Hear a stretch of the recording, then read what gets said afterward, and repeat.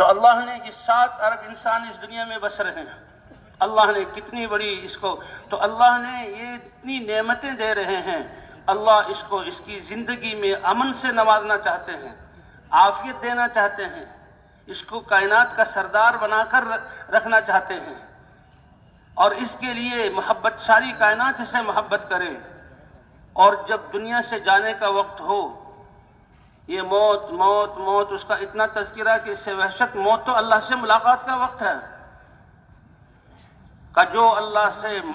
ملنے کو پسند کرتا ہے، کیوں؟ اس لیے کہ اس نے دنیا کی زندگی میں تیاری کی ہوئی ہے کہ میں نے تو اپنے کانوں کو پاکیزہ، اپنی زبان کو پاکیزہ، اپنے دیکھنے کو پاکیزہ، اپنے دماغ کی سوچ کو پاکیزہ، اور میں نے اپنے ہاتھ پاؤں کو پاکیزہ بنانا ہے، اور اس کا راستہ اللہ کا پاکیزہ دین اور پاکیزہ احکام ہے، اور اس کا راستہ حضرت محمد صلی اللہ علیہ وسلم کے نورانی طریقے ہیں، اور اس کا راستہ اللہ کا مبارک دین ہے، اور وہ اس کی تیاری کرتا ہے، اور تیاری کر کے انتظار کہ جب دارالامتحان مزدوری اور عمل کے میدان میں اللہ کی اتنی نعمتیں ہیں، تو اللہ کا دیدار اور اللہ کی ہم نشینی اور اللہ کی جنت اور اللہ کی طرف سے نعمتوں کی بارش اور اللہ کا مخاطب ہونا، اللہ اپنے بندوں کو کہیں گے اے میرے بندو،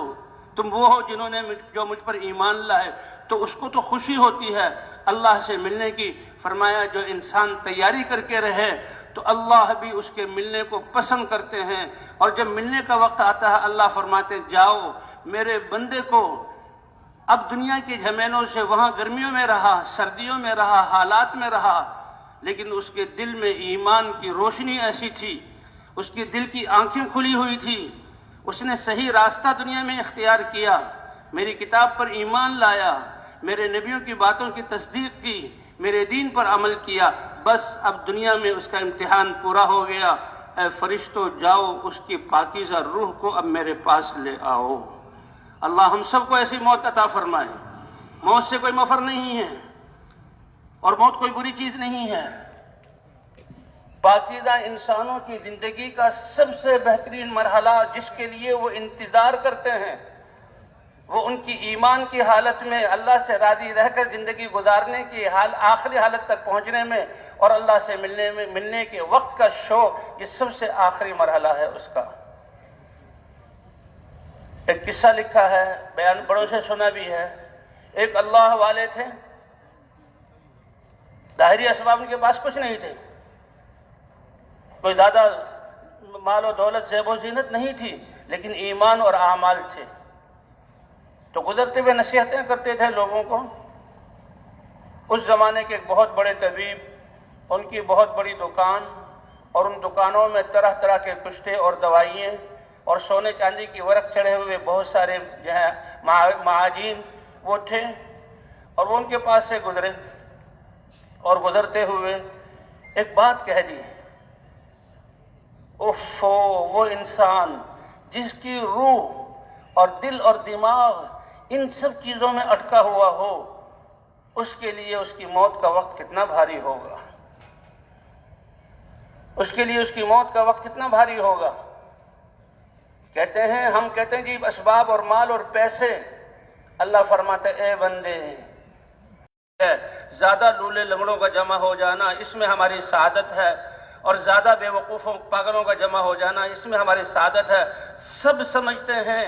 کہ یہ مصیبت ہے، یہ پریشانی ہے، تو فرمایا یہ اسباب سب بے جان اور سب اللہ کی مخلوق، اپنے باقی رہنے میں اللہ کے امر کے محتاج۔ وہ اللہ تمہارے کام بنائے گا، تمہارے پاس اسباب ہوں تو اسباب کے ہوتے ہوئے بھی کام وہی بنائے گا، اور جن کا یقین ہے کہ یہ اسباب تو اسباب ہی ہیں، مخلوق ہیں، کام میرا اللہ بناتا ہے، تو اس کارخانے میں، اس دکان تجارت کے نقشوں میں، زمین کے نقشوں میں، اور ان مزدوریوں کے نقشوں میں، اور ان ملازمتوں کے نقشوں میں تو اللہ کے امر کو دیکھوں گا اور نبی کے طریقے پر چلوں گا، اور اللہ کے امر کو نبی کے طریقے پر پورا کروں گا۔ یہ انسان عزت والا اور کامیاب ہے۔ اس نے اپنی حیثیت کو پہنچانا، اور اللہ اس کو عزت دیں گے، اور اللہ کا وعدہ ہے۔ تو اللہ تو دنیا میں باوجود نہ ماننے کے دے رہے ہیں، اور اللہ نے ہمیں بہت بڑی کامیابی دینے کے لیے ہمیں دنیا میں بھیجا ہے۔ کہا اگر تم نافرمانی کرو گے اگر اللہ چاہیں تو آن کی آن میں تم سب کو لے جائیں اور تمہاری جگہ کوئی اور مخلوق لے آئیں، یہ اللہ کے لیے کوئی مشکل نہیں ہے، لیکن وہ مہربان ہے۔ وہ کہتا ہے نافرمانی ان سے ہو گئی، غلطی ان سے ہو گئی، ان کے دل میں ایمان کی چنگاری ہے، پھر یہ میری طرف لوٹ آئیں اور ایک ایک انسان زمین اور آسمان کی فضاؤں کے بھرنے کے بقدر گناہ کو لے آئے اور مجھ سے آ کر توبہ کر لے تو میں ان کے سارے گناہوں کو معاف کر دوں گا۔ غائب ہو گئی۔ یہ ہماری کھالیں، نافرمان کی کھال، یہ اس کے اللہ کی گواہ ہے۔ چل رہے آج تو کہتا ہے میرا جسم میری مرضی، اور اپنی کھال کو لیے جا رہا ہے اور گناہوں میں، اور اپنے ہاتھ پاؤں کو گناہوں میں استعمال کر رہا ہے، اپنی آنکھوں سے زنا، آنکھوں کا زنا، زبان سے غیبت، کانوں سے لوگوں کی برائیوں کو سننا، اور کہہ رہا ہے میری مرضی۔ قرآن پاک میں آتا ہے کہ اللہ زبان پر تالا لگا دیں گے۔ یہ انسان کے اپنے اعضاء انسان کے لیے گواہ ہیں، اور یہ زمین کے ٹکڑے انسان کے لیے گواہ ہیں، یہ ستون اور پتھر انسان کے لیے گواہ ہیں، یہ درخت اور ڈھیلے اور پہاڑ گواہ ہیں، یہ ہر چیز انسان کے لیے گواہ ہے، اور قیامت میں یہ گواہی دے گی۔ جب انسان انکار کرے گا تو میں نے کوئی نافرمانی نہیں کی، دنیا میں جھوٹ بولنے کی عادت، تو اللہ کے سامنے بھی جھوٹ بولیں گے۔ اللہ ہمیں اور ہماری نسلوں کو جھوٹ سے بچا دے۔ یہ اتنی بڑی بلا ہے، جھوٹ بولے گا، اللہ فرمائیں گے اے میرے گواہو بولو، تو یہ کھال بولے گی، یہ کھال بولے گی، اور یہ رانے بولیں گی، یہ ہاتھ اور قدم بولیں گے، یہ انسان چیخے گا تمہارا ناش ہو، تمہارے مزے کے لیے تو میں نے سب کچھ کیا تھا، آج تم نے میرے خلاف کیوں گواہی دی؟ یہ اعضاء کہیں گے ہم تمہارے نہیں، تم ہمارے خالق اور مالک اور رب نہیں، یہ اللہ نے تمہیں امانت دیے تھے، اور ہم اللہ کے امر کے تابع ہیں۔ جس اللہ نے زبان کو بولنے کی طاقت دی اور اس سے بلواتا ہے، میں اپنی زبان کی طاقت اور اپنی سمجھ سے نہیں بول رہا، یہ میرے اللہ کی توفیق ہے اور اس کا امر اور ارادہ ہے، جس کی ایسے بول رہا ہوں کہ آج اللہ نے زبان پر تالا لگا کر ہم کھالوں کو اور ہم جو ہے ہاتھوں اور پاؤں کو، اے میرے مخلوق اور میرے بندے کے اعضاء، آج گواہی دو کہ اس بندے نے میری اس امانت کے ساتھ کیا کیا گناہ کیے ہیں۔ معاملہ کوئی آسان نہیں ہے، یہ زندگی ہمیں ویسے ہی نہیں مل گئی، اللہ نوازنا چاہتے ہیں۔ حدیث پاک میں آتا ہے کہ کائنات کی تخلیق کا سلسلہ ایک حدیث کے مطابق کہ سب سے پہلے اللہ نے لوح محفوظ کو موتی کے مادے سے پیدا کیا، پھر اللہ نے قلم کو نور سے پیدا کیا۔ تختی اور قلم یہ علم تو اللہ کی طرف سے آتا ہے، یہ اللہ کی دی ہوئی چیزیں ہیں، یہ انسانوں کی گھڑی ہوئی اور خود اپنی طرف سے بنائی ایجادات نہیں ہیں، یہ نقشہ پیچھے سے چلا آ رہا ہے کہ سب سے پہلے لوح محفوظ کو اللہ نے موتی سے بنایا، ثم خلق اللہ القلم من نور، اللہ نے قلم کو نور سے پیدا کیا،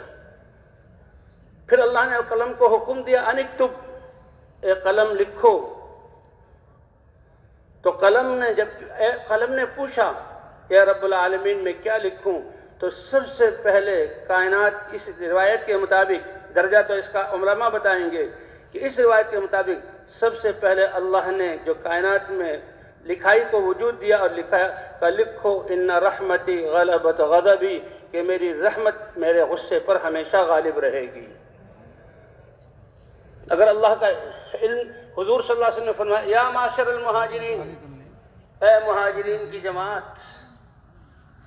دیکھو 5 برائی کے کام ایسے ہیں کہ تم ان سے بچتے رہنا، اور میں اللہ سے تمہیں پناہ میں دیتا ہوں